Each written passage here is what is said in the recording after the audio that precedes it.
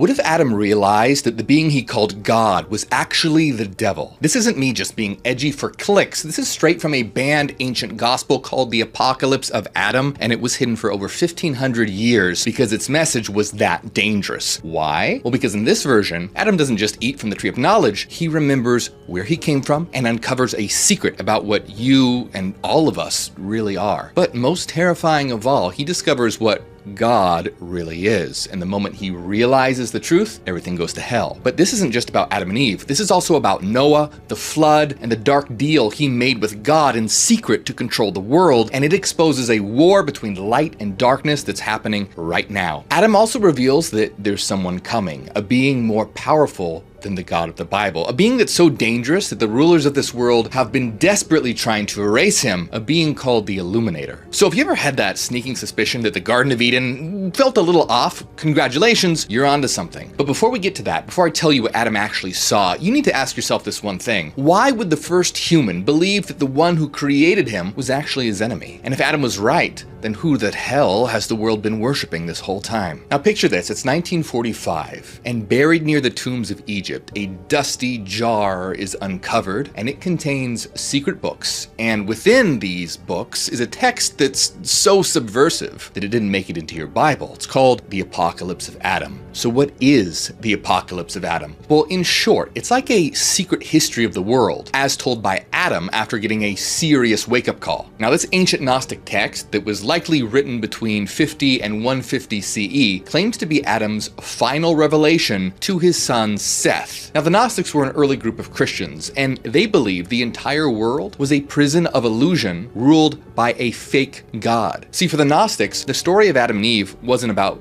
disobedience, it was about an escape attempt. Essentially, what this book reveals is that mainstream religion is the longest running scam in cosmic history. The Apocalypse of Adam is like Adam's last will and testament, except instead of property, he's leaving behind forbidden knowledge. Knowledge about who God really is, and that the flood isn't what it seems, and a mysterious being known as the Illuminator. So, the question is, are you ready to hear Adam's side of the story? So imagine this, Adam is old, not just old, but ancient. Nearly 700 years have gone by since he first walked in Eden. And now he calls for his son Seth. And there's something that he wants to tell him, something that's buried deep in his heart for centuries. So Adam speaks and says, "Listen to my words, my son Seth. When God had created me out of the earth, along with Eve your mother, I went about her in a glory which she had seen in the eon from which we had come forth." So this is the moment where everything gets turned upside down, because Adam is saying that God just created their bodies, but that he and Eve actually came from somewhere else entirely. They were brought here, and Eve, she remembered. She looked around and was like, hold on, this place sucks. Eve basically went from living in Rivendell to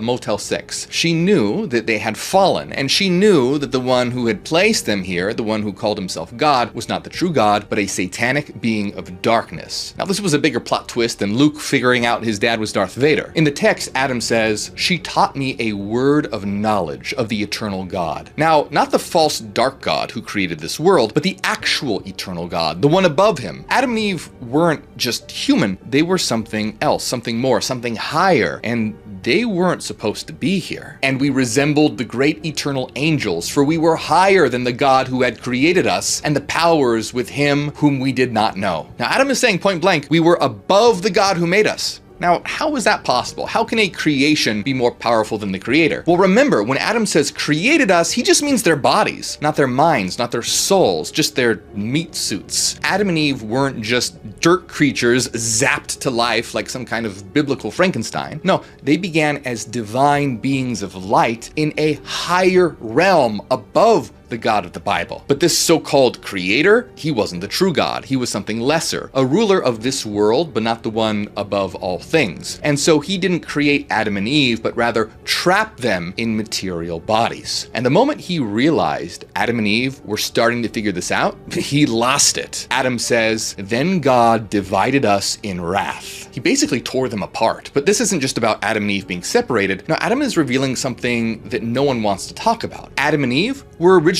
one being, neither male nor female, a single divine entity, a unity, a perfect being of light and knowledge. And this God, he was pissed, so what did he do? He ripped them in two, not just physically, but spiritually as well. This is why Adam says, "Then we became two eons." He divided them because united they were powerful, united they were divine, but separated they were weak, lost, and the worst part is they forgot. The glory in our hearts left us, me and your mother Eve, along with the first knowledge that breathed within us. Their knowledge, their connection to the true highest God, the realm of light, was stolen from them. And what happened next is even worse, because once their knowledge was gone, once they forgot who they were, they became the slaves of the false god. Adam says, "And we served him in fear and slavery." That's right, not love, not devotion, fear and slavery. This wasn't about some benevolent God, father, taking care of his creation. This was a dictator, a control freak, a cosmic narcissist who needed Adam and Eve to believe that they were nothing. He basically wanted to use humans for his own personal cosmic game of Sims, and it worked. Adam and Eve thought they were just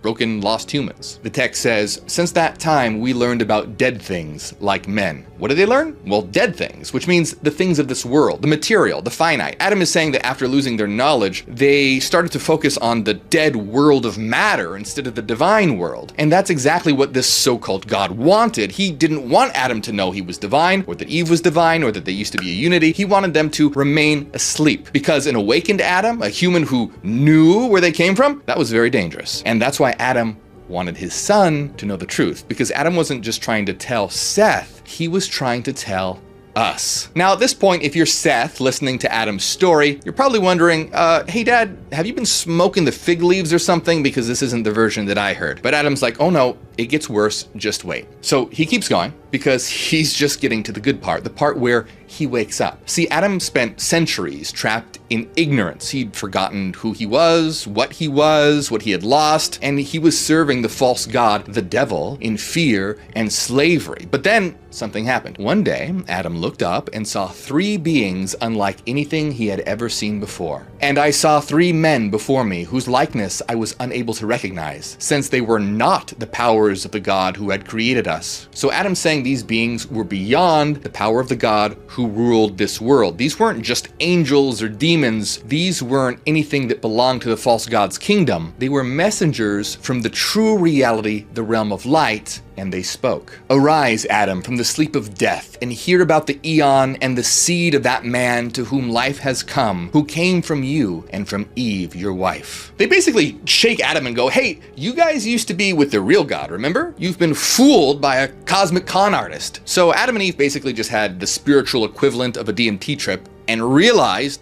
reality's fake. These three figures awakened Adam and Eve, helping them remember the eternal God and even cluing them in on something important about their future son, Seth. At the time of Eden, they didn't have Seth yet, so talk about prophecy. These angels gave them a spoiler. Hey, you're gonna have a kid and he's kind of a big deal. Adam probably turned to Eve and was like, hey honey, did you just see three glowing people, or did that forbidden fruit hit me too hard? And Eve's like, no, I saw them too. So apparently our boss is a fraud and a huge dick. Now this is a big turning point here, because Adam is now aware that the one they've been calling God is not the ultimate source. He's pretty much the ultimate asshole, a lower pretender. So what did the enlightened Adam and Eve do now? Well, they can't exactly storm out of the universe or overthrow the false god. He still has them on lockdown and split apart in the material world in bodies. So instead, they decide to bide their time and pass on the secret knowledge to their prophesied child, and ultimately us, when the time is right. But then suddenly, he appeared, the false god, the one who had enslaved them. And Adam said, and the Lord, the God who had created us, stood before us. He said to us, Adam, do you not know that I am the God who created you? And I breathed into you a spirit of life as a living soul. This is textbook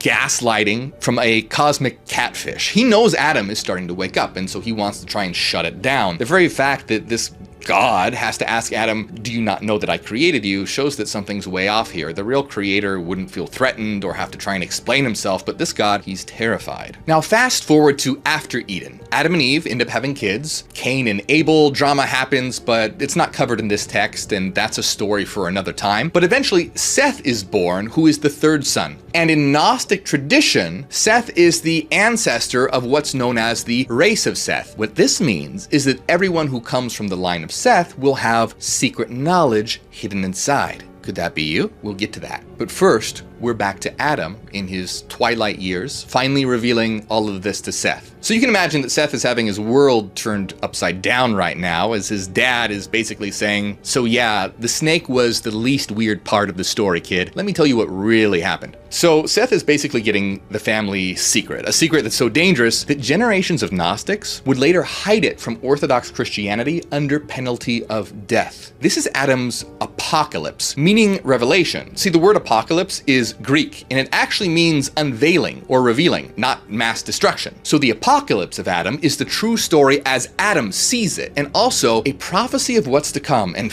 it gets crazy. Spoiler, the flood and Noah are not what they seem. If you thought the flood in Genesis was intense, wait till you see what Adam has to say about it. You know the version you were taught that, oh no, humans were being so evil and sinful, God had no choice but to wipe them all out with a flood and start over. Yeah, no. According to the Apocalypse of Adam, the flood was actually a targeted attack on the line of Seth, the people carrying knowledge and secret teachings, so that the God of this world could create a planet of slaves. Adam said, for rain showers of God the Almighty will be poured forth so that he might destroy all flesh, along with those from the seed of the men to whom passed the life of the knowledge which came from me and Eve your mother, for they were strangers to him. The flood wasn't about sin. This was a cosmic cover-up. It was about erasing those who still had the knowledge of the true God. They were strangers to the false God, meaning they didn't belong to him, because they were beginning to wake up and realize that they were divine beings. And so they had to be taken care of, eliminated. This was a targeted extermination, a war against those that carried Adam and Eve's divine spark, a final purge of those who refused to serve. But not everyone drowned. One family was spared. See, in the Apocalypse of Adam, Noah isn't exactly the hero that we've heard about. He's more like a loyal servant who's spared because he made a deal with the false god, the true devil, to create a world built on obedience, fear, and control. Let me explain. The text says, and God will say to Noah, behold, I have protected you in the ark, along with your wife and your sons, and their wives and their animals. Therefore, I will give the earth to you, you and your sons. In kingly fashion, you will rule over it, you and your sons. So the false god gave Noah dominion over this new world. Sounds great, right? But hold on, because this wasn't a reward, this was a contract with terms and conditions, and the terms, keeping the world enslaved. Noah became the ruler, but only as a servant of the false god. So this is the moment where Noah openly declares that humanity will serve in fear and slavery forever in exchange for dominion over the world. The Apocalypse of Adam says, then Noah will divide the whole earth among his sons. He will say to them, I have divided the earth among you, but serve him in fear and slavery all the days of your life. Let not your seed depart from the face of God the Almighty. So with this world order, God wouldn't have to wipe out humanity because humanity was willingly enslaving itself. Sound a little familiar? Kind of like the world we live in today? A world where knowledge is suppressed, a world where fear is worship. So is that it? Slavery forever? Game over? Well, not exactly, because there's a plot twist. Not everyone dies in the flood. See, the text implies that some people from the knowledge of the eternal realms managed to defy the false god and survive. Adam reveals that great angels from the true realm of light will secretly save the humans with divine knowledge from the flood in a cloud of light. The text says, great angels will come on high clouds who will bring those men into the place where the spirit of life dwells. There they will become as the cloud of the great light. Those men will come who have been cast forth. The point is, the false god's whole flood plan didn't fully work out because it didn't wipe out the enlightened line of Seth. So here we have the false god after the flood who thinks that he solved the problem. He's got Noah's family worshiping him in fear and slavery, and the world is fresh and sparkly clean of those pesky truth seekers. Or so he thought. Because then he starts noticing something. Hold on a minute. Those humans over there, they're still talking about an eternal realm and being divine and a higher god.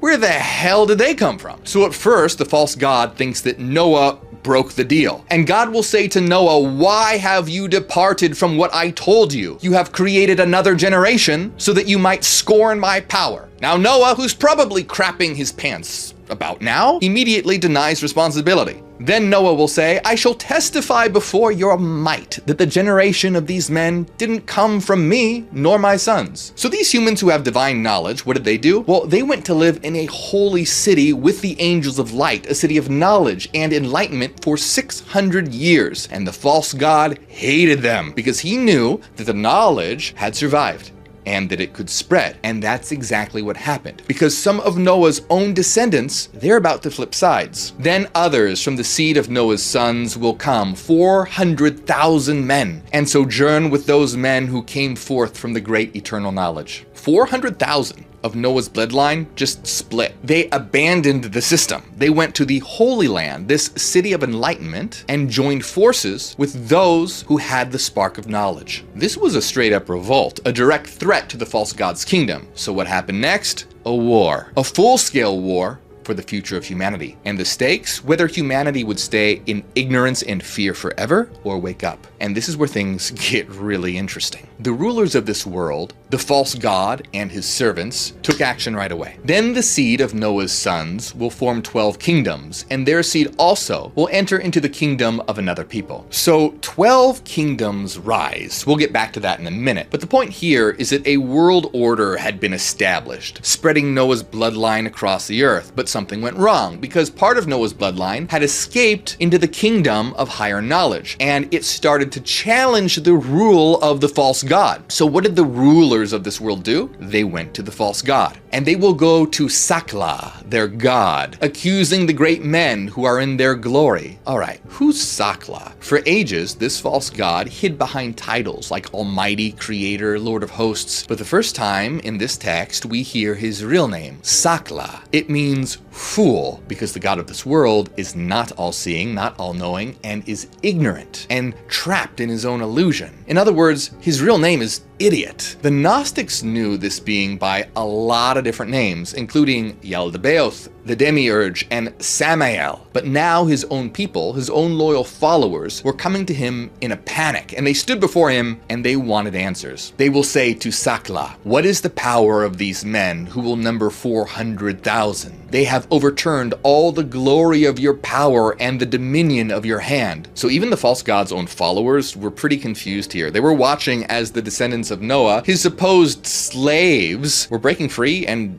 destroying everything. They were rejecting his rule, fucking shit up. They were watching as the descendants of Noah, his supposed slaves, were breaking free from the illusion. Now, this was the whole reason that he flooded the world in the first place, and now they were undoing the entire system he had built. Sakla's minions are basically like, excuse me, Supreme Overlord? Yeah, some humans, they're totally wrecking your brand. We might need a new marketing strategy. So at this point, Sakla goes full supervillain. If drowning the world in water didn't get rid of the resistance, then time for plan B, fire. And some brimstone. The text says, then fire and sulfur and asphalt will be cast upon those men. Now check this out. This is really interesting. This sounds an awful lot like the fate of Sodom and Gomorrah. The Bible says that God destroyed those cities with fire and brimstone because they were evil. Well, even though this text doesn't directly say that this holy land was Sodom, it's likely referring to it because other Gnostic texts actually describe Sodom as a holy city of enlightenment that the false god destroyed because they were waking up. I actually did a whole video on this, so if you haven't seen it, you should go watch it. But the false god is like,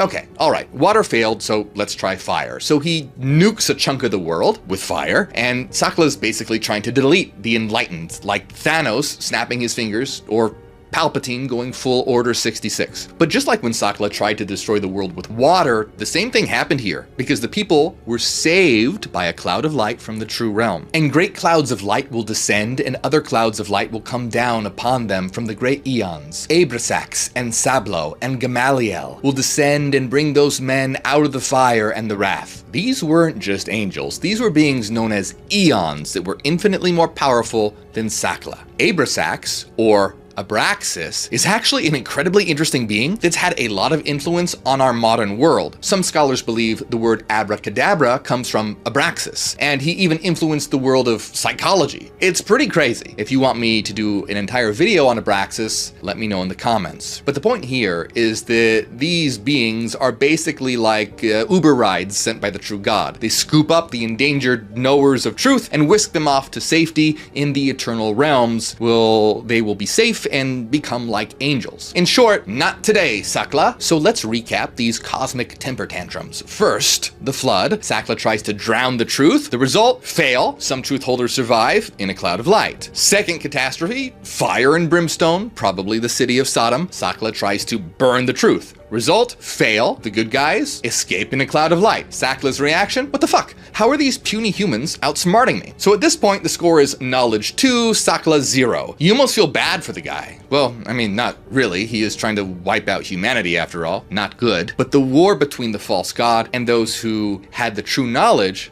this wasn't over, because a new challenger is about to enter the chat, and he's known as the Illuminator. Basically an enlightened version of the Terminator or John Wick rolled into one. But before the Illuminator arrives, make sure you illuminate the like and subscribe button, and check out my books and downloads on inner transformation. Links to all of that are in the description of this video. So at this point, Adam's like, look, Sakla's going nuts, trying to kill us all, but the reason we'll survive is because of this prophesied Illuminator. The text says, the Illuminator of knowledge will pass by in great glory, to leave for himself fruit-bearing trees. So what's the deal with trees and fruit? Well, it means the Illuminator was coming to plant something, a seed of knowledge that would grow fruits of knowledge. Sound familiar? Forget a single tree of knowledge like in the Garden of Eden. The Illuminator was coming to plant a whole forest of knowledge. The text says, and he will redeem their souls from the day of death. Those who reflect upon the knowledge of the eternal God in their hearts will not perish. This is what the false god had built his entire kingdom on,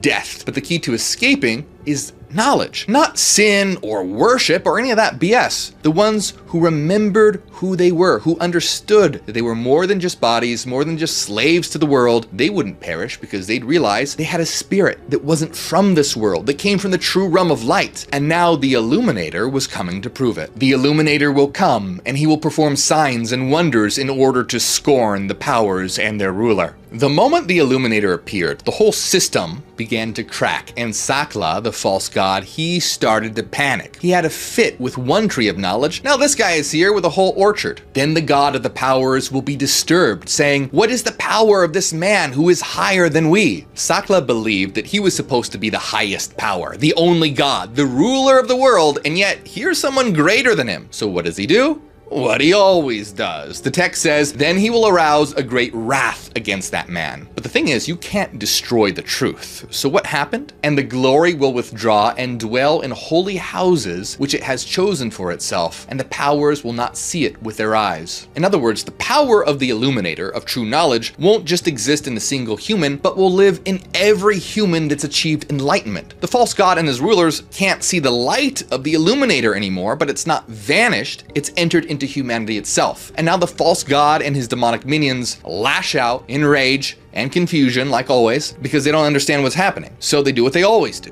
They punish. Then they will punish the flesh of the man upon whom the Holy Spirit came. But like I said, you can't kill the truth, and Sakla's own followers started to question. They're very confused. All the angels and humans that Sakla rules over were told that he was the one true God, but here was a being that was way more powerful than him. Then the angels and all the generations of the powers will ask, where did it, the Illuminator, come from? This is huge because this means that even the false god's own servants, his powers, his rulers, his angels, start to doubt him. They don't know where this being came from. They don't know how the system is breaking. They were so convinced they were on the right side of history, the side of the true God. And now they're starting to wonder, hey, maybe we're the bad guys here. But wait just a minute. Who is the Illuminator? Is it Jesus Christ? Well, here's the thing. The 12 kingdoms, remember them? Those under the false god's rule? They all tried to explain him. They tried to control the narrative. Because how do you kill a truth you can't destroy? You try and rewrite it. So each of these 12 kingdoms had its own myth and tried to claim the Illuminator to shape his story into something they could control. Sound familiar? The First Kingdom tried to claim that the Illuminator was from the heavens, a way of saying he belongs to us, he was always one of us. The Second Kingdom said that he was the son of a prophet, but listen to what the Third Kingdom says. The Third Kingdom says of him that he came from a virgin womb. He was cast out of his city, he and his mother. He was brought to a desert place. He was nourished there. Sound familiar? A virgin birth? Sounds a lot like the Christianity we know today. This one basically screams, we think the Illuminator is Jesus, obviously. This is closest to the standard Christian nativity, the miraculous birth from a virgin, then perhaps a flight to the desert. So the Gnostics writing this probably included this to say, yeah, some people, hint hint Christians, claim he's Jesus born of Mary. But hold on, because they don't confirm that this whole virgin birth thing is actually true. It's just one of the theories. And then the stories get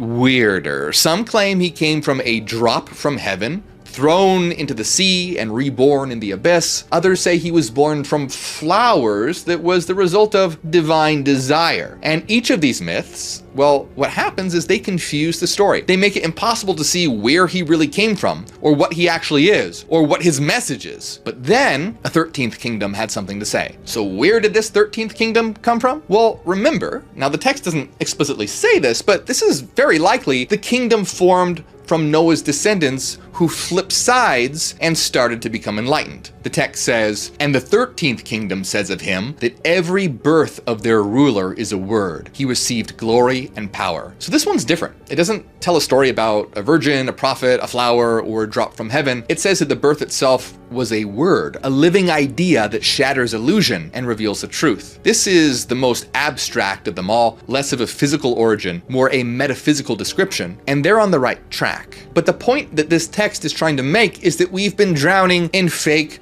bullshit stories. They've given us dozens of versions of the truth, all to confuse us, or because they don't understand themselves, all to make sure that we never find the real message. This isn't just outright violence here, it's spreading misinformation, confusing the narrative, just like all the different crazy versions of religion we have today. The Apocalypse of Adam is basically saying, look at all these crazy stories. Everyone's guessing, but nobody fully knows. But there was one final group, a group of people that didn't belong to any kingdom. These were the fully enlightened souls, and they had no king over them. Why? Because they realized they're divine, and so they rule themselves. They saw the truth. The Apocalypse of Adam says, but the generation without a king over it says that God chose him from all the eons, out of a foreign air, from a great eon. The great illuminator came forth, and he made the generation of those men whom he had chosen for himself shine, so that they could shine upon the whole eon. Generation without a king means they aren't subject to the dark rulers, earthly or cosmic. They are free people under the source of all reality, and they're claiming the Illuminator, it's their guy, chosen by the ultimate source of light to help them out. Unlike the rulers, unlike the enslaved bloodlines of Noah, unlike the 12 kingdoms that distort his origins, these people knew where he really came from. No virgin births or horny flowers required. Coming out of a foreign air and from a great eon means that this being wasn't from the material world at all. A being from the true reality sent here to wake up those who could still see the light. But the moment the Illuminator brought the light of knowledge and people started to wake up, Sakla and his rulers tried to confuse everyone. The text says, and a cloud of darkness will come upon them. This cloud of darkness, it represents ignorance, confusion, fear, illusion. Sakla tries to blind them before they can fully wake up, but it's too late. He can't stop it. As the battle between knowledge and ignorance rages on, something incredible happens. The people of the world, the ones who had been following the false god, the ones trapped in the illusion, they began to realize the truth. Then the people will cry out with a great voice, saying, blessed is the soul of those men, because they have known God with a knowledge of the truth. They finally understand. The ones that they had mocked, the ones that they were persecuting, the ones that they called heretics, rebels, sinners, traitors, they were the ones who had the truth the whole time. And now they envy them. They said, they shall live forever, because they have not been corrupted by their desire along with the angels. So those who had awakened, they escaped death. Now, not physical death here, but they regained the power of their eternal soul. And the others, they realized that they'd been nothing more than puppets. They said, "But we have done every deed of the powers senselessly. We have boasted in the transgression of all our works. We have cried against the God of truth." They served the false god and fought against the real God, the God of truth, and they were serving this false god in ignorance. They even helped him keep the world enslaved, and they realized that they were doomed. "For now we have known that our souls will die." But the apocalypse of Adam is about to drop a huge bombshell about true knowledge, hidden information that changes everything. But to understand this revelation, there's something you need to know. Have you noticed that we're at the moment the text is describing right now? The world's been split. There are those who are awakening, who see the illusion for what it is, and then those who cling to the lie. See, we need to talk about what all this really means, because believe it or not, behind the blasphemy, battles, beings of light, there's a deep well of symbolism and secrets here. Why did the Gnostics tell this story at all? What were they hinting at? The apocalypse of Adam is essentially one big heretical middle finger to Orthodox Christianity. It takes the creation story and says, "Nope, got it wrong. The creator was a villain."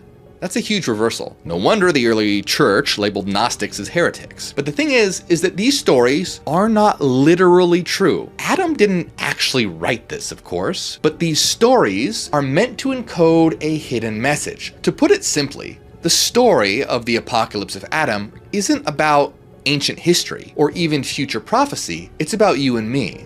Let me explain. Remember how Adam and Eve were once a unified being? Well, the division of Adam and Eve symbolizes the split between opposites within us, like mind and body, masculine, feminine, reason, intuition, that we need to heal. You can think of Adam like thought and Eve like thinking. Seth is the child of Adam and Eve, meaning that Seth represents the unification of the opposites. That is, thought that can think about itself. That's why in the story, Seth is able to understand this hidden knowledge, and why the descendants of Seth become enlightened, because they represent a mind that was once divided, becoming unified and gaining the ability to look within. Each of us, as the symbolic descendants of Seth, carries the potential, Seth's seed, to wake up. The false creator, the demiurge, Sakla, represents the ignorance and ego that claims authority over us. Just like Sakla says he's the highest god when he isn't, the ego says that it's our real self when it isn't. Overcoming that means overcoming our own ignorance and fear and realizing we're so much more than just our ego. The true God of light, that represents our higher self, our divine eternal self. Now the illuminator can come in many forms, but its essence is the same. It represents enlightenment, an idea that sparks a revolution in our minds, allowing us to realize what we really are. Now, with all this in mind, what's the final secret of the apocalypse of Adam? The apocalypse of Adam says, "The words they have kept of the God of the eons were not committed to the book, nor were they written." This is huge because it means that the true knowledge was never written down. It was never put into books. So then, where is it? The apocalypse of Adam says, "For they will be on a high mountain, upon a rock of truth. Therefore they will be named the words of imperishability and truth. For those who know the eternal God in wisdom of knowledge and teaching of angels forever, for he knows all things." All right, so check this out. This knowledge on a high mountain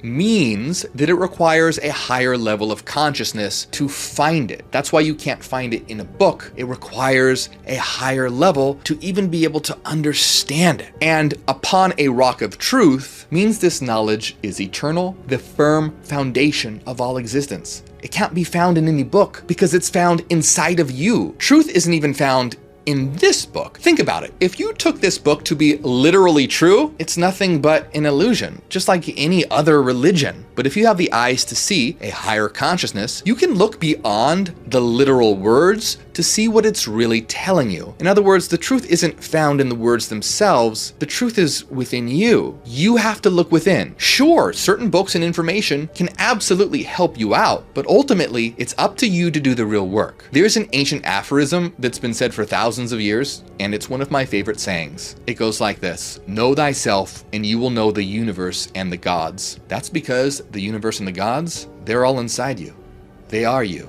The apocalypse of Adam is all about transmitting this knowledge so that it will be the spark to wake people up, to get them to look within and transform us all into illuminators. The text says, "This is the hidden knowledge of Adam, which he gave to Seth, which is the holy baptism of those who know the eternal knowledge through those born of the Word and the imperishable illuminators who came forth from the holy seed." In other words, baptism isn't about some holy water. It's about true knowledge and waking up to what you really are. It was never about joining some system. It was a declaration of war against the rulers of this world. Because not only does it represent a battle in our own minds, our own souls, but the apocalypse of Adam reveals that the world is destroying itself based on lies, illusions, violence, and misinformation. The real battle was never about good versus evil or sin versus salvation. It's knowledge versus ignorance. So which side are you on? This story, The Hidden Knowledge of Adam, isn't about something that actually happened in the past. It's about us. And it wasn't written by Adam, but it was written by an illuminator. An enlightened soul that wants you to wake up, because the truth exists in you right now, waiting for you when you're ready to look within. And so the only question left is, are you ready to wake up? But there's another Gnostic text that reveals what happened before creation, before the God of the Bible even existed. And it's basically the mind-blowing prequel to everything that we just talked about. So watch my video called "The Real Reason God is Trapping Souls on Earth."